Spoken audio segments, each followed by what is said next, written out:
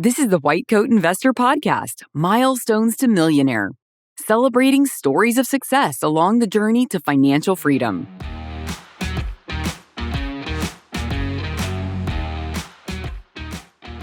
This is Milestones to Millionaire Podcast number 154. Psychiatrist pays off $460,000 in student loans. If you're like most doctors, nobody taught you anything about personal finance or investing during your undergrad, professional school, or residency. Even though your family, and perhaps even your business, rely on you to be the chief financial officer, you've never been given the tools to succeed.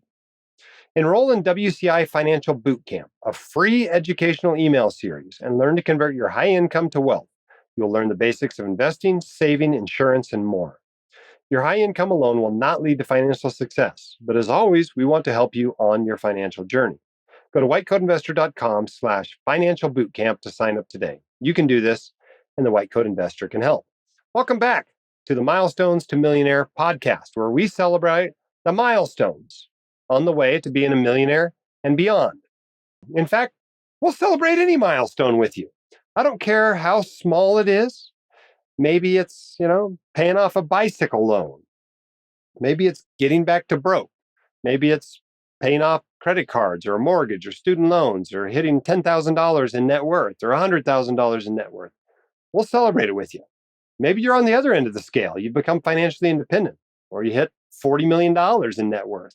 We'll celebrate that with you too, and use it to inspire other people working toward those same goals to do the same. If you'd like to come on the podcast, you can apply whitecoatinvestor.com/milestones.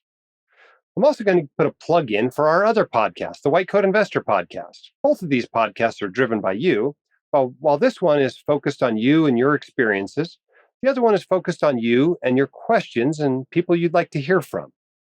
So if you'd like to leave a question to be answered on the White Coat Investor Podcast, you can leave that at whitecoatinvestor.com/speakpipe.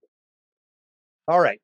One other thing you ought to know about is that we have a partner, and for the next week, you can still sign up with this partner. Her name is Dr. Gretchen Green, and she teaches doctors how to be expert witnesses. You can sign up for her course at whitecoatinvestor.com/expert-witness. And if you sign up through the White Coat Investor link, we will give you one of our courses, the CFE, Continuing Financial Education 22 course. This is an $800 value. But the point of the course you're buying is to start an expert witness practice, not in months or years, but in just a few weeks on your schedule with skills that you already have. And if you're a physician looking to start an expert witness practice to make more money and create financial security, this is your opportunity. Again, that's whitecoatinvestor.com/expert-witness. Okay, we got a great guest. If you saw the title, you know what's coming. This is a psychiatrist, and he's actually really personable. I think he ought to be a podcaster himself. But he's been listening to this for a long time and listening to all these other psychiatrists who paid off $200,000 or $300,000 in student loans. And he's like, I can't wait till I come on because I can beat that. And he has. He's paid off $460,000 in student loans. Let's get him on the line. Stick around afterward. We're going to talk for a few minutes about rebalancing your portfolio, which is a mystery to lots of people, but we're going to make it crystal clear. My guest today on the Milestones to Millionaire podcast is Matt. Matt, welcome to the podcast. Thanks so much. Glad to be here. Tell us what you do for a living and how long you've been doing it. So I'm a psychiatrist. I got out of training about 2020. So I've been here about 3.5 years or so. Okay, very cool. And tell us what milestone we're celebrating today with you.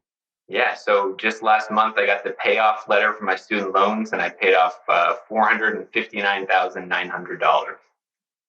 $460,000 Right. in student loans. Right. That's right. This was just last month? Just last month, yeah. In fact, I got the letter in the mail just like a few days ago. Yep. Are you just absolutely thrilled? I mean, it's surreal. I was telling my wife, it's the first time since we started residency in 2016, 7 years or so, that I haven't had a month where some kind of amount has been taken out of my account for student loans. So it seems weird to kind of have some of that money back. I haven't really experienced it much yet, since this will be the first month that I haven't had something come out. But it seems weird to go forward to know that that's not coming out anymore. So about how much a month were you paying most of the time? Yeah, so I refinanced. I did everything opposite of what you said to do at the start. I refinanced And in you still won. 2021. Congratulations. Right. I refinanced in 2021, right when effectively the interest was zero. And I got a 10-year fix at 3.75, and so my student payments were about 46.60 every month. Um, I was just my wife and I, my fiance at the time, and so I was doing that amount for a few months, but I had a decent amount that I was accumulating. So we had a discussion, and I was just like, I could probably throw more at these things if I really just kind of concentrated on this loan and didn't do much else. And so probably about 6 months into it, I would increase the payments from about $5,000 a month up to about sometimes $25,000 a month. $25,000 a month. Right. So every extra amount that I get with call, with other positions that I was taking up, if I was doing like telehealth appointments, everything was just thrown into it. So what were you living on? Were you living on her salary or what? No, yeah. I mean, she makes good money too, but I had told her when we first started dating that I didn't want my student loan to kind of be her student loan either. So I used only my income on it. But we still had enough to buy a house, get married. We did, a few international trips during that time. We've been together about 5 years. So we didn't go crazy, but I won't say that there wasn't some lifestyle creep, which of course is the thing that you always hound against. I bought a car. I had put money in stocks because my idea at the time was like, hey, you know what? I'm going to put some money in stocks. I'll have those appreciate. And then at a certain point, my loans will get down low enough where I can kind of meet in the middle and have that be paid off, right? That didn't work. So I lost a decent amount of money on that too. So, but in the end, it all worked out. Huh. What car did you buy? Tesla. How'd you pay for it? Loan. It's not a lease. Yeah. So do you still have a car loan on it? I do. It's like 17, but it's at 2%. Okay. So there's not much left on that one. Is it fun to drive?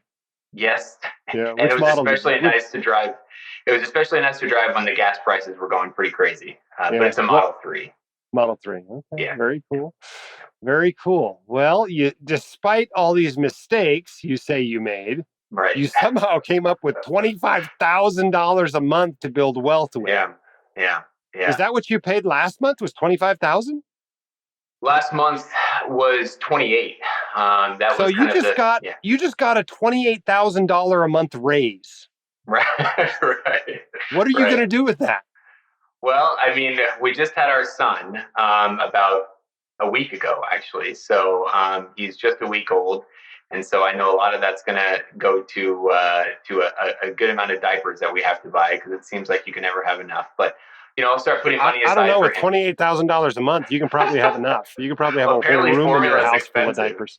Yeah, apparently formula is expensive. That's new to me. But yeah, so it's. I think the goal now is to kind of start making that appreciate even more. I guess I made some mistakes, like I said, with the stock market previously. I think I'll be a little bit more risk averse this time and do things that are a little bit more logical, like more index funds and less, hey, this stock sounds good, let's try this one.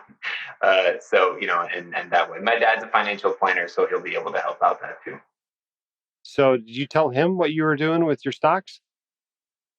Yeah, so he would laugh at this because he's the person that invested it for me. So now he's gonna get a bad name. But I had told him what stocks to buy, and much to his chagrin, he had agreed. He was like, "Listen, you're really kind of chasing smoke here. I don't think this is a good idea, but if you want to buy this one, we can buy it." And that's what we did. So I've learned my lesson. Yeah. Well, it's good to learn them early with relatively small amounts of money. I'll tell you that. Right. Okay. So what does your spouse do? Yeah, she works in IT. She was an engineer for a while and then switched over to IT position. Okay. So what's your household income been over the last 3 years or so? Starting out of residency, my first position was about $260. That was in the kind of Philadelphia metro area. And then I had this desire for a long time to kind of make a go of it out in Seattle. So we moved out to the West Coast a few years ago, and I took a new position out there at about 310 with a decent amount of call I was doing at the same time. So I would say that, as I've accumulated raises and I took an outpatient medical director position that increased my salary even more. So in total, I was probably clearing 500 a year myself. Wow. And then on top of with her, she's about 130. So we're about 630. Okay. So I look at salary surveys all the time, right? Yeah. The average psychiatrist is not making that much money. Right. What advice do you have for somebody who's making average psychiatrist money and wants to make money like you were making or you are making? Well, the good thing about being a psychiatrist is that it's one of the professions where if you want to work more, there's always opportunity, and you can do a lot with the time that you have, which is kind of one of the reasons why I enjoy the specialty as it is. Just that it affords you a lot of flexibility. So one of the things that I did is that we have set numbers of patients that we have to see per day, a census that's required, like you do have as, in internal medicine, psychiatry, everyone's got a census. And I was seeing those people relatively quickly per day. So I would find that I would have a decent amount of time the rest of the day that I felt idle. So these student loans were just burning a hole in my pocket. So I was like, let's take on another position to get some extra money to kind of throw at it. So I took a position on a telehealth platform that allowed me to just kind of whatever hours I had, I could just put in and start seeing more people. So, I know a lot of people that go into academics and such, they start with lower amounts, but with psych, your time is kind of your best asset because we're not working crazy hours. We're not doing calls. We're not doing, 14-hour shifts all the time. And so for me, getting done like at 1, 2 in the afternoon allowed me the rest of the day to be able to, if I wanted to, pick up some extra hours to earn a decent amount with telehealth too. So you guys are making about $600,000. You're probably paying $150,000 in tax. You're putting $300,000 towards student loans. So you're living on something like what, $150,000 a year, something like that? Yeah, thereabouts, right? So back in medical school, you're borrowing money. Yeah. Right? It starts adding up. What were your thoughts about it? Avoid the website at all costs. I spent student loan website or the White Coat Investor website? No, the student loan website. I think at the time my servicer was through like Nelnet. And I was making an effort every day to not log on to that because I just couldn't stomach how much it was ticking up. I went to a DO school, so I had a pretty significant loan amount I was taking. Plus, I was in Los Angeles, so I was taking out the max loans, which still weren't covering my living expenses. So I took on loans on top of that to help cover living in Los Angeles. So as the years wore on and I got into residency and then, it came time to start paying some back. Once I started seeing that number go from 350 to 4 up to the max of 460, I was just like, I don't know how I'm ever going to do this. I saw a statistic once online that the average doctor kind of pays off student loans maybe around 13 years. And so I just assumed that it was part of me for a long time and that it would just kind of maybe in my late 40s, I would be able to pay it off. But once I started throwing significant chunks at it, it was like, well, all right, this is doable if I really just kind of make a concerted effort for a few years and get it out of the way. When was kind of your financial awakening? When you decided, you know what, I'm going to take control of my finances. I can spend less. I can pay off debt. When did that happen? I would say probably my late third into fourth year of residency. Believe it or not, a friend of mine, her husband was a physician. We had went to college together, and she had told me, "Hey, have you ever heard of the White Coat Investor podcast?" That's what and did I was it, like, huh? "No, I haven't." And I started listening, and I remember I had taken my first job. You get this nice paycheck, and you start having these ideas of like, well, I've waited so long to be able to do these nice things. Like I can do all these things again. And I was listening to a Milestone to Millionaire podcast on the way to work. And I was at the same time just thinking about lifestyle creep. And I started to think, this is a really bad idea. This will feel exceptionally worse to start spending money on frivolous things when I know that I have this giant looming debt figure ahead that I had to take care of. So I was like, you know what, I gotta start, really putting my to the grindstone and just kind of getting it done. And so there was about a 6-month period after I started the first job where I was like, spending probably what I shouldn't have. And then around January of 2021 is when I got serious about it. That's when I refinanced and I made my first loan payment in February of 2021. Okay. So there's somebody listening right now that is like you were in 2021, sitting there looking at $400,000 or $500,000 in student loans, feeling a little hopeless, a little desperate, thinking maybe I'll have these till my late 40s, at least 13 years anyway. What do you say to that person? It's easy to make mistakes, and it's okay to make mistakes. It's there's no perfect way to go about paying off loans. But I think, as I tell my patients all the time, especially in psychiatry, consistency is key. And I think as long as you stay the course and keep doing the same thing over and over, pretty soon it's going to start making some headway. And I think with loans, that's especially true because that number gets insurmountable at a certain point when you take a look at it. This massive figure that is laughable. I mean, it was laughable to me. Once I saw it, I was just blown away.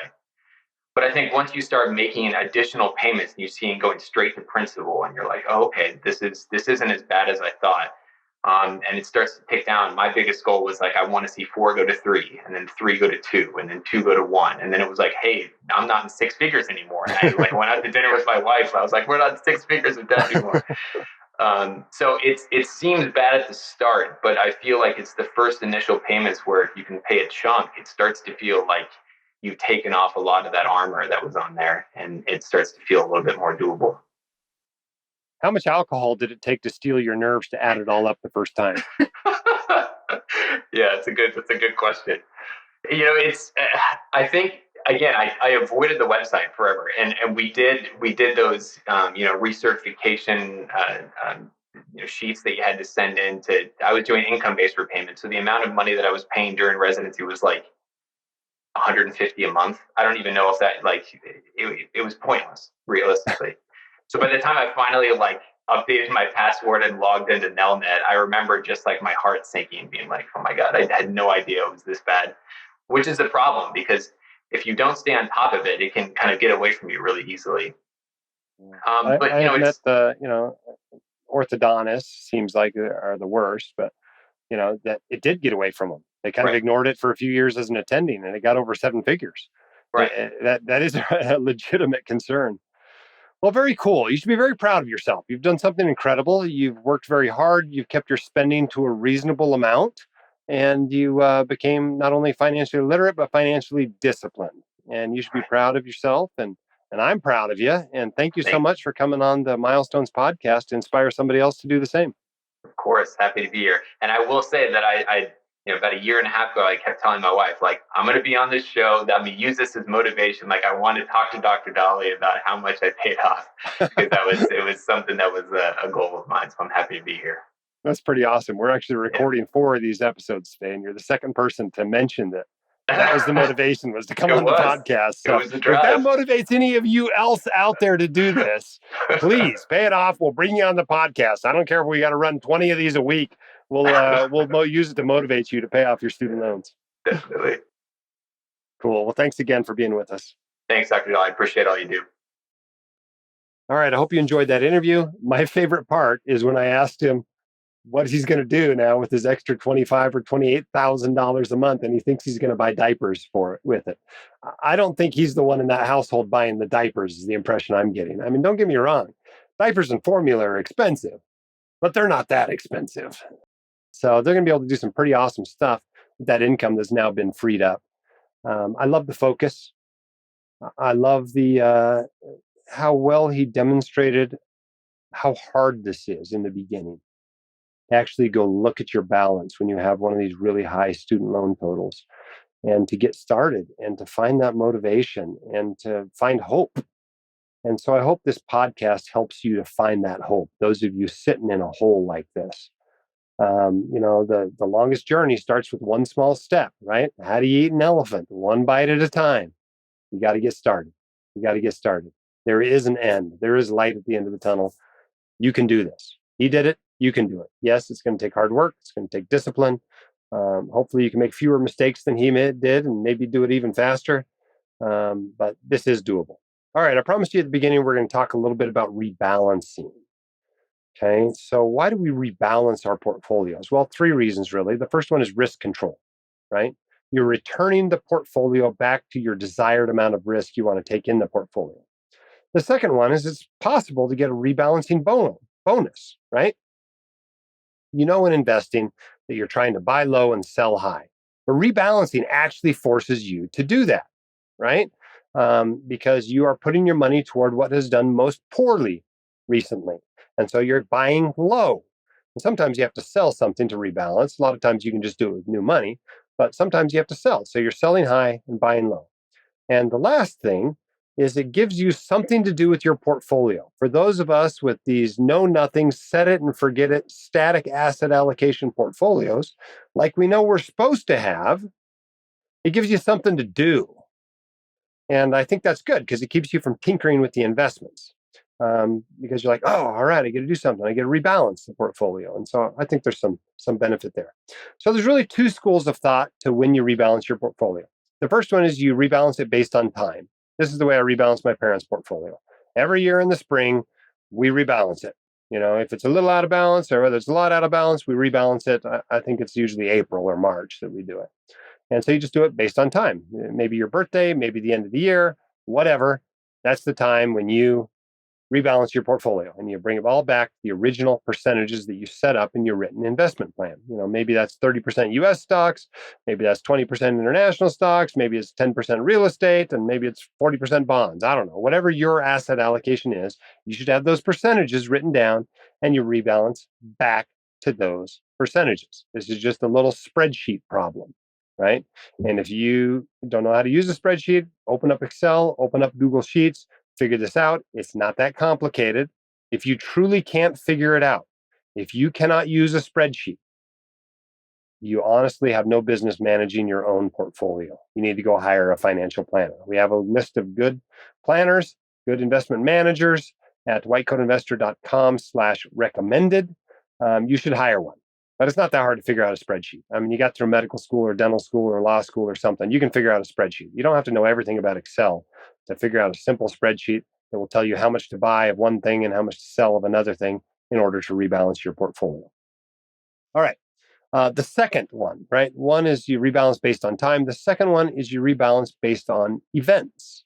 For example, your portfolio gets so out of whack, that's an event. Now it's time to rebalance. Okay. So here's how it works.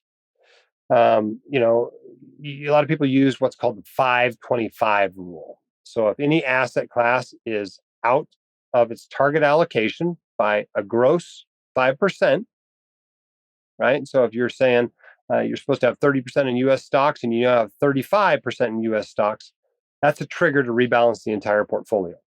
The 25 part is a relative 25. So for example, let's say your portfolio calls for 10% in REITs, okay? But REITs have fallen in value more than 25%. So you now only 7.4% of your portfolio is in REITs. It's time to rebalance the portfolio. So those are kind of the two schools of thought. As far as time goes, you're not supposed to actually do it that frequently. The studies show that the best frequency for rebalancing is actually every 1 to 3 years. So you don't have to be doing this every month. It just doesn't matter that much. And you're probably hurting yourself. You're losing a little bit of the momentum of a typical asset class. Okay, so how do you do it? Well, first of all, it's generally not a good idea to have the exact same asset allocation in all of your accounts. You don't want to rebalance your accounts individually. You want to look at it all the money geared for retirement anyway, as the whole enchilada, one big portfolio, and do it all together. Step 2 is make the chart. You know, make the chart in that spreadsheet, right? Maybe one column lists the asset classes, the next column lists your target allocation, the next column tells you your current allocation, and then the final column tells you the amount to buy and sell. And then the next thing you do is you got to do put in the actual trades to rebalance. The first thing to consider, especially if you have a taxable account, I guess only if you have a taxable account, is any possible tax losses you can harvest. If you have money that is in a taxable account that has a loss, you're probably making a mistake. You should sell that investment and buy one very similar to it, but not in the words of the IRS, substantially identical, right? And capture that tax loss. You'll find that useful on your taxes. Up to $3,000 a year of capital losses can be used against your regular income, and an unlimited amount of capital losses against capital gains. And then the next thing you do is you use new contributions. And I'm halfway through my career, maybe more. I'm still just rebalancing with new contributions. I almost never sell anything to rebalance. I just aim the new contributions at whatever isn't doing very well. And you can do that, I'd say most of the time, certainly in the beginning, your contributions are going to be enough that you can do that. The next thing, particularly in a taxable account, if you don't reinvest your dividends and capital gains, you can use that money to rebalance. You do need to be careful about the cost of rebalancing, right? If you're paying a bunch of commissions to do this, you want to minimize how often you're doing it and beware of taxes. Of course, when you can, you want to rebalance inside IRAs and 401ks, tax protected accounts, because there's no tax consequences to buying and selling there. Whereas if you sell something with a gain in your taxable account, there can be a substantial tax cost to doing that. Okay, another thing to keep in mind with this rebalancing is don't go crazy about perfection, okay? Because the day after you rebalance, you're not going to be perfectly balanced. So does it really matter if you got perfectly balanced the day before? It really doesn't. Okay, so just get them back close to your original allocation. Really, a portfolio that's 60% stock is not going to perform significantly differently from one that's 61% stock. All right, so you don't have to go too crazy about doing this. You can also take advantage of automation. For example, if you only have a single investment account, all your money's in a Roth IRA, for instance, you could use something like a Vanguard Target Retirement Account fund or a life strategy fund that will automatically do the rebalancing for you. Now, I wouldn't recommend that in a taxable account, but in a retirement account, it works great. And you never have to do the rebalancing yourself. All right, hope that's helpful and taught you what you need to know about rebalancing your portfolio. If you're like most docs, nobody taught you anything about personal finance or investing during your undergraduate, professional school, or residency. And even though your family, and perhaps even your business, relies on you to be the chief financial officer, you've never been given the tools to succeed. Well, we'd like to give you the tools to succeed. Enroll in WCI Financial Bootcamp. This is a free educational email series, kind of a 12-step program. There's 12 emails. And it'll teach you how to convert your high income to wealth. You'll learn the basics of investing, saving, insurance, and more. Your high income alone will not lead to financial success. But as always, we want to help you on your financial journey. So go to whitecoatinvestor.com/financial bootcamp to sign up today. Don't forget, as I mentioned at the top of the podcast, if you're interested in that expert witness course, you can learn more at whitecoatinvestor.com/expert witness. Like most of these online courses, there is some sort of a money back guarantee. So you can kind of try before you buy and get your money back. So look into that and no risk to you. Check it out. See if it's right for you if you're interested in doing an expert witness side gig. All right, that's it. That's it for this episode. Hope you enjoyed it as much as I did. It's been wonderful to be with you, and I hope you enjoy this podcast, listening to it as much as we enjoy making it. To you kids in the audience, hope you stuck it out and got to the very end, and that your mom or dad lets you now listen to something a lot more interesting than this podcast. We'll see you next time on the Milestones to Millionaire podcast. The hosts of The White Coat Investor are not licensed accountants, attorneys, or financial advisors. This podcast is for your entertainment and information only. It should not be considered professional or personalized financial advice. You should consult the appropriate professional for specific advice relating to your situation.